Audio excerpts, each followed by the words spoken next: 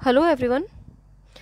पहले तो सबसे एक बहुत बड़ा सॉरी, क्योंकि मैं पिछले एक वीक से वीडियो नहीं बना पा रही थी। उसका रीज़न ये है कि मेरी तबीयत अभी भी जैसे आप लोग मेरी आवाज़ से अगर फैमिलियर हैं तो थोड़ी सी आवाज़ मेरी अभी भी डिस्टर्ब्ड है। मेरी तबीयत बहुत ख़राब हो गई थी और मतलब इंटेस्टाइन इन्फेक्शन, लीवर में इन्फेक्शन, तो काफ़ी समस्या रही। अभी मैं थोड़ी बेहतर हूँ। तो चलिए आज हम लोग पढ़ते हैं changing dynamics of state system from empire nation states to globalization. मतलब इस टॉपिक से मतलब ये कि देखिए किस प्रकार से जो राज्य व्यवस्था है वो बदली है ना। और इसमें बदलने का जो एक बहुत ही महत्वपूर्ण जो कारण है वो क्या है, वो है ग्लोबलाइजेशन, वैश्वीकरण। कि मतलब वैश्वीकरण आते आते किस प्रकार से जो राज्य व्यवस्थाएं हैं वो बदलती जा रही हैं और बदल रही हैं, बिल्कुल राइट। तो देखिए सबसे पहले हमें ये समझना होगा, मैंने इसमें ये नोट्स बनाए हुए हैं, ठीक है। और ये जो नोट्स हैं ये मैं डिस्क्रिप्शन सेक्शन में, ये जो पीडीएफ है ये मैंने उस पर गूगल ड्राइव पे अपलोड की हुई है, तो मैं उसका लिंक उस पर शेयर कर दूंगी डिस्क्रिप्शन सेक्शन में, आप लोग वहाँ से इसको देख सकते हैं। चलिए तो अब देखिए इसमें होता क्या है, कुछ फैक्टर्स जो कि नेशन को प्रभावित करते हैं, है ना, उनको समझते हैं। देखिए economic, social, demographic and technological forces are altering relationships among nations as well as nature of politics, public policy, administration and institutional relations within the nation states. अब ये क्या, इस बात का मतलब यह है, ये कहना कह रहा है कि देखो जो आज के समय में एक देश के जो दूसरे देश के साथ जो रिलेशनशिप है, वर्ल्ड पॉलिटिक्स जिस प्रकार से चल रही है, उसमें जो राजनीतिक फैक्टर्स को जो प्रभावित करते हैं राजनीतिक फैक्टर जो है वो प्रभावित होते हैं। उसमें कुछ बिंदु हैं जैसे कि आर्थिक, सामाजिक, डेमोग्राफिक, पॉपुलेशन वगैरह, ठीक है ना। और जो टेक्नोलॉजिकल जो फोर्सेस हैं ये कारण बनते हैं बहुत ज़्यादा, जिससे कि एक देश की राजनीति प्रभावित होती है दूसरे देश के साथ में, राइट। जैसे इकोनॉमिक फैक्टर का एग्जांपल अगर हम लें तो पाकिस्तान और चाइना आर्थिक मदद देता है, और उसके बाद आप देख सकते हैं कि किस तरीके से वो वहाँ के सिस्टम में पेनिट्रेट हो चुका है बहुत ज़बरदस्त तरीके से। या ये कह लीजिए कि वो बिल्कुल रहमो करम पे जी रहा है चाइना के, है ना, पाकिस्तान, और जिस तरीके से उनका रिलेशनशिप चल रहा है। सामाजिक पे हम इसको देख सकते हैं।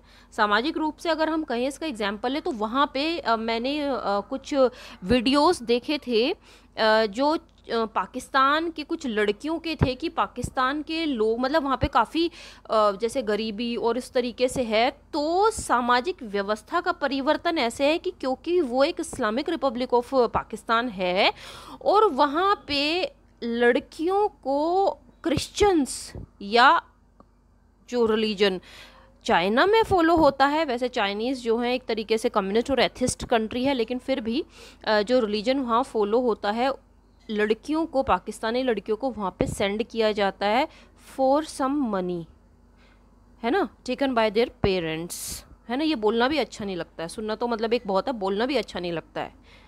ये हो गया एक तरीके से, ये हो गया सामाजिक परिवर्तन। एक दूसरा सामाजिक परिवर्तन आजकल जैसे हम लोग देख रहे हैं, आप लोग बहुत सारे जैसे इंस्टाग्राम और बहुत सारे जो ये सोशल मीडिया अकाउंट्स हैं, इसमें कुछ इस टाइप से जैसे कि लड़के लड़की बन के घूम रहे हैं और उनके बहुत बहुत फॉलोअर्स भी हो जाते हैं। एक तो ये तरीका हो गया। एक फिर ये होना, एक देश के अंदर तो इस प्रकार की जो शादियां हैं उनको वैलिड कर देना, दूसरे देश में उन जो शादियां हैं इस टाइप से वो मतलब एक तरह से सामाजिकता के हिसाब से वो नहीं होनी चाहिए। कहीं कहीं पर किसी किसी कंट्री के अंदर ऐसा है कि इस टाइप के लोगों को आर्मीज़ में भी मतलब एक तरीके से आने का रास्ता खुल गया है। और हमारे जैसे देश के अंदर तो सोशल एक्सेप्टेंस कुछ कुछ एक तरीके से जगह जगह पे कुछ कुछ कहीं कहीं पे अभी हो रहा है, लेकिन आर्मी में तो सीडीएस रावत ने भी बोला था कि नॉट पॉसिबल, है ना, ये सारी चीज़ें, रिलेशनशिप प्रभावित, देखिए इस तरीके से, ठीक है ना। डेमोग्राफिक, टेक्नोलॉजिकल फोर्सेस, टेक्नोलॉजी की तो ज़रूरत ही होती है ना, न्यूक्लियर और वगैरह वगैरह। इसके कार्बन नेचर, है ना, कार्बन का एक दूसरे के साथ मतलब जैसे कि विंड पावर है वो किस तरीके से, है ना, सोलर एनर्जी, उसका एक दूसरे के साथ MOU साइन करना वगैरह वगैरह, ठीक है। अब इसमें देखिए, मतलब ये मैंने समझाने के लिए एक भूमिका बनाई है पूरी, ठीक है। उसके साथ में इसके अलावा और क्या होता है, इसके अलावा जैसे नेचर ऑफ पॉलिटिक्स, किस प्रकार की वहाँ पर राजनीतिक व्यवस्था है, पब्लिक पॉलिसी का फॉर्मुलेशन किस तरीके से होता है, पब्लिक पॉलिसी से ही उसके साथ में प्रशासन भी प्रभावित होता है, प्रशासन प्रभावित करता भी है पब्लिक पॉलिसी को, है ना। और आपस में जो इंस्टीट्यूशनल जो रिलेशन डेवलप होता है नेशन स्टेट्स के बीच में एक दूसरे के साथ और विद इन ए कंट्री, किस तरीके से ये सारी चीजें प्रभावित होती हैं, राइट। देखिए अच्छा, फिर क्या आता है, द टर्म्स, देखिए सब ग्लोबलाइजेशन के फैक्टर्स हैं, है ना। और ये जो फैक्टर्स हैं ये एक देश को किस हद तक प्रभावित कर रहे हैं हम उसको ये समझ रहे हैं हम लोग फर्स्ट पॉइंट में। अब आगे देखते हैं, the terms the borderless world economy, देखिए सुनने में बड़ा अच्छा लगता है, बड़ा चार्मिंग सा वर्ड है, बॉर्डरलेस वर्ल्ड इकोनॉमी, है ना। ग्लोबल पॉलिटिक्स की बात होती है, ग्लोबल सिविल सोसाइटी की बात होती है। All describe a world in which sovereignty, संप्रभुता of the state and the capacities of any government are being eroded. ये सुनने में बहुत अच्छा लगता है, बड़ा क्यूट, बॉर्डरलेस वर्ल्ड इकोनॉमी, हम लोग सब एक जैसे हैं, एक जैसे इन द सेंस कि मतलब कंट्रीज सब ऐसे है और सब अच्छे से मतलब एक दूसरे के साथ मेल मिलाप ये वो। लेकिन राज्य जो होता है वो तब बनता है जब उसमें 4 उसके लक्षण होते हैं, है ना। और उसमें सबसे इंपॉर्टेंट होता है सॉवरेनिटी, राइट। अगर ये चीज़ें, बॉर्डरलेस वर्ल्ड इकोनॉमी एक देश की सॉवरेनिटी को ख़त्म कर देते हैं, वो देश किस प्रकार से अपने लोगों के हित के लिए निर्णय ले रहा है उसको, उसकी जो ये वो कैपेसिटी है उसमें कमी आ जाती है, राइट। जैसे आज के समय में हम देखें तो श्रीलंका भी कह सकते हैं, ये किसका एग्जाम्पल है ना। मतलब उसने किस प्रकार से चाइना के एक उसमें क्लच में फंस के पूरे अपने देश के हित को प्रभावित कर दिया, ये इसका बहुत बड़ा एग्जाम्पल है, राइट। अब देखिए आगे, द इम्पैक्ट ऑफ ग्लोबलाइजेशन, जैसे कुछ इसके सब पॉइंट्स बनाए हैं मैंने। The impact of globalization varies with regard to the strength of the state, यहाँ पे ये चीज़ बहुत इंपॉर्टेंट है समझने के लिए। देखो ग्लोबलाइजेशन है क्या, ग्लोबलाइजेशन में ये क्या है, बिजनेस की बात है। ग्लोबलाइजेशन इज बिजनेस, है ना। यहाँ पे ये बातें नहीं हैं कि मतलब एक दूसरे के साथ मिलके मेल मिलाप करके और ये करना और वो करना और ऐसे रहना वैसे रहना, यहाँ पे ये बात, यहाँ पे ये है कि एक देश अपने हित को किस प्रकार से संरक्षित रख सकता है और वो किस प्रकार से उसे आगे प्रमोट करता है, इंपॉर्टेंट यहाँ पे ये हो जाता है ना। अगर एक देश अपना हित प्रभावित कर रहा है अच्छे के लिए तो वो तब करेगा जब वो दूसरे देश को नुकसान पहुंचाएगा। To be very frank, world politics में यही होता है, रियलिज्म जो हमने पढ़ा भी है ना। अपने नेशन इंटरेस्ट को सर्वोपरि रखना, ये तो एक तरह से हम इसको नेगेटिव भी बोल सकते हैं। पॉजिटिव में ये कि हमारा भी फायदा हो जाए दूसरे का भी हो जाए, लेकिन ज़्यादातर नेगेटिव ही होता है कि मैं बढ़िया बन जाऊं चाहे दूसरे का नुकसान हो जाए, राइट। तो देखिए इसमें क्या है, लेकिन यहाँ पे क्या होता है कि अगर एक देश मजबूत है तो वो दूसरे देश के सामने उस हद तक नहीं झुकेगा जिस हद तक एक कमजोर देश उसके सामने झुक जाएगा। जैसे भारत, वाजपेयी जी के समय में हम लोगों ने न्यूक्लियर टेस्ट किया, हमें पता था हम पे सैंक्शंस लगेंगे, लेकिन हमने किया, है ना। पाकिस्तान जो है बहुत सारे डिसीजंस या बहुत सारी चीज़ें, वो तो खैर है ही एक टेररिस्ट कंट्री, अब तो ओपनली हम इस चीज़ को बोल सकते हैं, लेकिन वो बहुत सारे निर्णय सिर्फ इस वजह से ले लेता है क्योंकि वो धीरे धीरे धीरे करके इतना ज़्यादा उसने लोन और ये सारी चीज़ें ले ली हैं कि वो बिल्कुल एक तरीके से वीकर स्टेट होता जा रहा है और वो अपने देश के हित के लिए कोई निर्णय नहीं ले पाता है आज के समय में, अगर हम बात करें, राइट। अब देखिए मैंने ब्रैकेट में लिखा हुआ है weak state, globalization is threat to sovereignty and autonomy. अगर कोई राष्ट्र कमजोर है तो ग्लोबलाइजेशन उस देश की संप्रभुता और उसकी स्वायत्ता के लिए खतरा बन जाता है, बहुत बड़ा खतरा बन जाता है। ये हम लोगों ने देखा है कहाँ पे, जैसे अफ्रीकन कंट्रीज, हम लोगों ने वहाँ पे ये सब चीज़ें बहुत अच्छे से देखिए ऑब्जर्व भी करी है। अगर आप लोग वर्ल्ड पॉलिटिक्स को फॉलो करते हैं, न्यूज़पेपर्स रेगुलरली पढ़ते हैं, तो कैसे कि ये जो कंट्रीज़ हैं देखिए इक्वेटर के साउथ में, मैंने पहले इस पे वीडियो भी बनाया हुआ, इक्वेटर के साउथ में जो कंट्रीज़ हैं, ठीक है ना, तो वो ज़्यादातर इम्पेरियलिस्टिक रजीम के अंडर में रही हैं। कौन कौन से देश हैं में ज़्यादातर वे देश हैं जैसे कि अफ्रीकन कंट्रीज़, जैसे एशियन कंट्रीज़ और लैटिन अमेरिकन कंट्रीज़।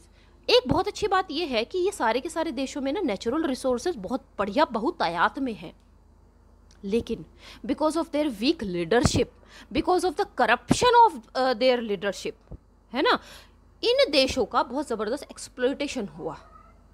बाहर के मुल्कों ने अपने फ़ायदे के लिए यहाँ की लीडरशिप को ब्राइब करके इन देशों के नेचुरल रिसोर्सेज को एक्सप्लॉइट किया।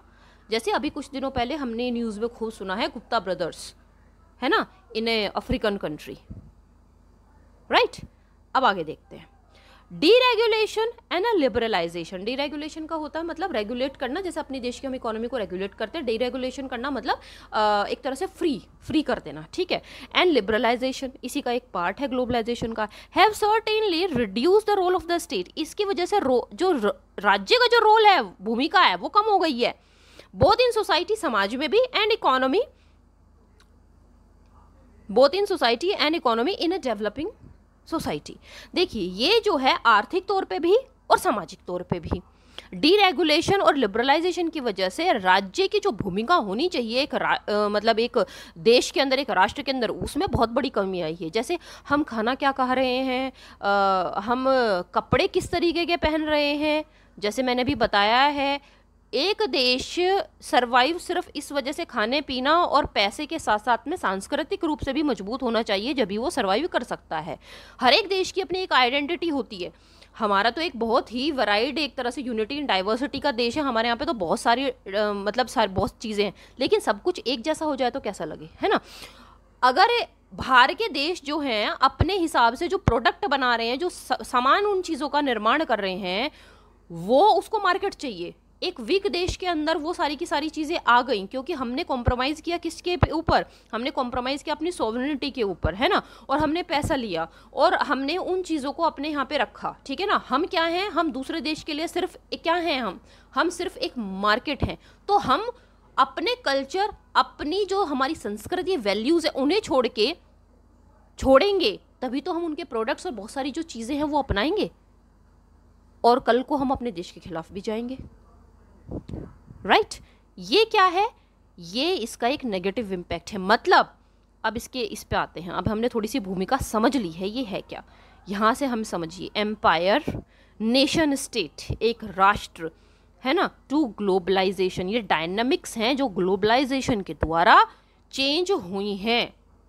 आफ्टर सेकेंड वर्ल्ड वॉर बहुत सारे देश आज़ाद हुए, टिल 80s, है ना, बहुत सारी कंट्रीज़ थी, धीरे धीरे करके जो 80s तक आते आते आते आते काफ़ी सारी आज़ाद हुई, लेकिन बिकॉज ऑफ करप्ट ब्यूरोक्रेसी और because of lack of understanding of political system played in global level, उसकी समझ के कमज़ोरी की वजह से या फिर और बहुत सारे कारण हैं, उसकी वजह से जो नेशन स्टेट है, जो एक इम्पॉर्टेंट उसका फैक्टर है सोवरेनिटी, वो प्रभावित हुई और वो बह गई ग्लोबलाइजेशन की बाढ़ में। ग्लोबलाइजेशन कहने को बहुत पॉजिटिव भी है, लेकिन अगर नेगेटिवली इसका यूज़ किया जाए तो उससे एक देश जो है वो ख़त्म भी हो सकता है। वो सिर्फ एक मार्केट बन के रह जाएगा और कुछ नहीं होगा उसमें, राइट। अब देखिए, global changes dictate terms under which the national government should function.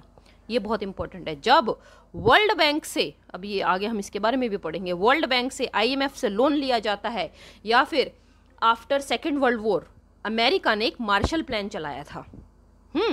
Marshall plan के द्वारा उन्होंने बहुत सारे जो नए नए कंट्रीज थे, क्योंकि America was a developed country at that point of time also ना, है ना। और उस समय पे उसने दूसरे इन देशों की मदद करने के लिए, अब यहाँ पे जो अंडरलाइन विद इन्वर्टेड कोमास जो शब्द है वो है मदद के लिए, बहुत सारे उन्होंने डोनेशन देना स्टार्ट किया। फोर्ड फाउंडेशन में भी नाम आता है, उन्होंने भी बहुत मदद करी, लेकिन टर्म्स एंड कंडीशंस अप्लाई। कोई किसी की मदद इस तरीके से नहीं करता है। ऐसे तो हमारा जैसे देश है वैल्यू लैडन देश भारत, है ना, जो अपने दुश्मनों की भी मदद कर दे समय आने पे, है ना। तो मार्शल प्लान चलाया, ये देश नए नए आज़ाद हुए थे, है ना। एकदम से पैसा वहाँ की ब्यूरोक्रेसी के पास, वहाँ के लीडर्स के पास and they carried away by that. लोगों के हित का क्या, अपने देश के दरवाजे खोल दिए और उनका देश जो है क्या बन के रह गया, एक मार्केट, राइट।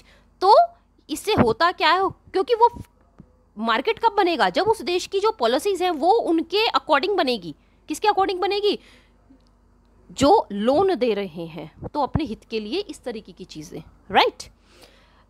उसके बाद मैंने ब्रैकेट में लिखा है the formulation of the local administrative policies should be so that they are in line with the prescriptions of globalization। अब आप देखिए बहुत सारा खाने में आप देखिए, मैं इसका बहुत बार बोलती हूँ, कुछ मीठा हो जाए के नाम पे हमने कल्चर, हमारे यहाँ पे क्या खाना वाना या जो भी मीठा या पकवान बनता है तो हर एक देश का अपना अलग होता है। हमारे यहाँ पे क्या है, हमारे यहाँ पे ये जो पेस्ट्री और इन सब चीज़ों का धीरे धीरे कल्चर आ गया है ना। लेकिन हम अब भी जब कुछ फंक्शन या कुछ कोई फेस्टिवल होता है तो हम लोग अपने घर पे बनाते हैं या बाज़ार से अपनी जो हमारी लोकल जो मिठाइयाँ हैं हम लोग वो लेकर आते हैं, है ना।